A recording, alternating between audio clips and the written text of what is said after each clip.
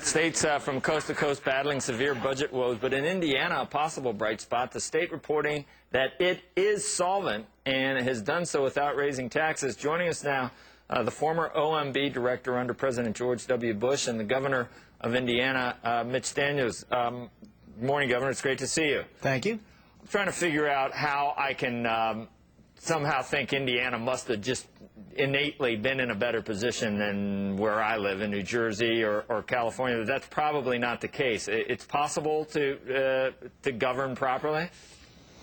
Well, there wasn't any innate advantage, I can tell you that. 5 years ago, when most of the American states were flush, the bubble was still inflated, our state was broke, so we've come out of a bankrupt position to a position of some strength and the first AAA credit rating in our state's history, and we're paying our bills, we got money in the bank, but it's not very mysterious. You just have to do what is done elsewhere in life except government, and that is limit your spending to no more than your revenue. Governor, there is a debate raging about whether lower taxes or cutting taxes ever really brings any revenue in, or whether it actually spurs growth in the private sector. I would have thought by now, having lived through the 80s, that would sort of be understood, but it's not anymore. Is it all about cutting taxes, or is it all about cutting spending? It's both. It's not all about cutting taxes, although it's probably instructive that when 42 states, last I counted, have raised their taxes in this recession and we didn't, Indiana, as of now, is #1 in America in private sector job growth. The private sector jobs, the ones that count and pay the bills. No, I mean, it seems we have to relearn this lesson over and over. Another way to frame your question is, why do people think that higher taxes, as this national administration continues to demand, will produce greater revenue? I heard you talking, for instance, about our having the highest corporate tax rate in the world. There's a lot of empirical evidence that says you'd get more revenue to the government and thereby lower deficits and so forth if you cut the corporate tax rate, maybe by as much as a third. But some people have a theological sort of a belief in higher taxes, and they don't care what the evidence says. Well, we have huge deficits. We've got to pay for them. Obviously, we need to raise taxes.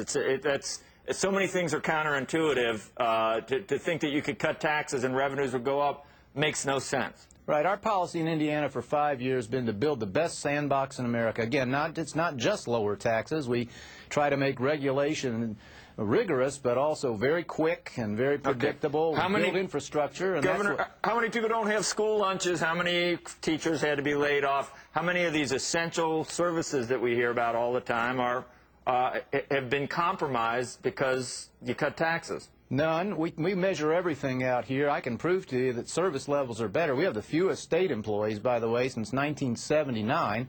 A lot of that is because we hired the private sector to do things it does well. But we measure the performance of all our agencies, customer satisfaction, how long you wait in line at the Bureau of Motor Vehicles, and which is less than 9 minutes, by the way, in Indiana. And we know that things are better than they were. This sounds like nirvana. It sounds like a miracle, but I don't know. It's going to fall on deaf ears in this current environment in Washington. You know, deaf ears is what we just saw from the rest of the G20. Thought is, pretty instructive that we go over there and tell them to run bigger deficits, spend more money, which presumably raise taxes, and they said, thank you, no. I mean, first of all, I think they thought we were wrong about the policy. Secondly, you see what happens when you become the biggest debtor nation in the world. People stop listening to you. Now, how did you deal with, you didn't have any unfunded pension liabilities, or you didn't have the public employees with the problems that are manifesting themselves everywhere, with guys making more money when they retire at 50 than they made when they were working. Did you have to go back and retroactively cancel any contracts with state employees? We didn't have quite the abuse of the pension systems that other states have worked their way into.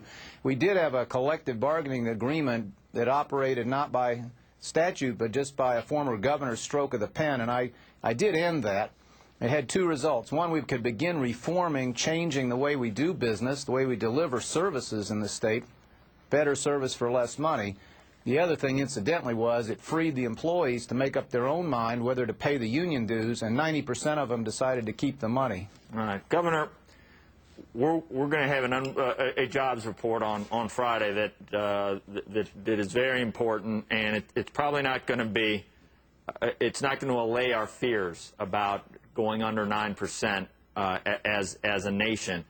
Do you think that the tax policies that are coming next year from just, it's not all the Obama administration, the Bush tax cuts are expiring, but is that playing into why we have unemployment this high right now? I think it is. The imminence of higher taxes and other detriments to growth. You know, what I think is so tragic about this administration's misunderstanding is their own dreams just to keep the debt and deficits at these terrifying levels that they project depend on very high economic growth, much higher than is in prospect now. And they should be doing everything they can do for their own sake to increase the rate of growth. Instead, they keep piling more barriers in its way.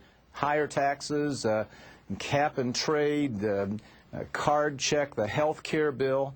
All these additional loads on an economy that's staggering already just make these deficits, or even worse, more inevitable, and jobs picture bleaker. So when were you elected, Governor? How long have you been there? 5.5 years. 5.5 years. How old are you now? I'm 61. How old? 61. 61. All right.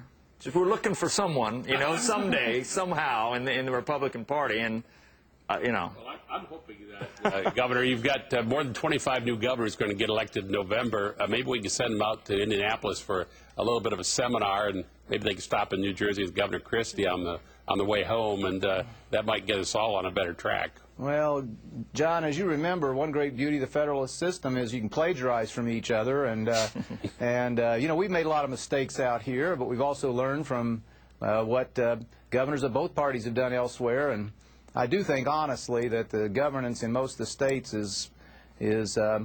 tends to be a little bit more careful than what sometimes happens in Washington. Yeah. Well, we're kind of, don't disappear to South America or do some weird thing that we've seen that before. Anyway, thank you, Governor. We appreciate your time today. I enjoyed it. Thanks, Governor. When we come back this morning.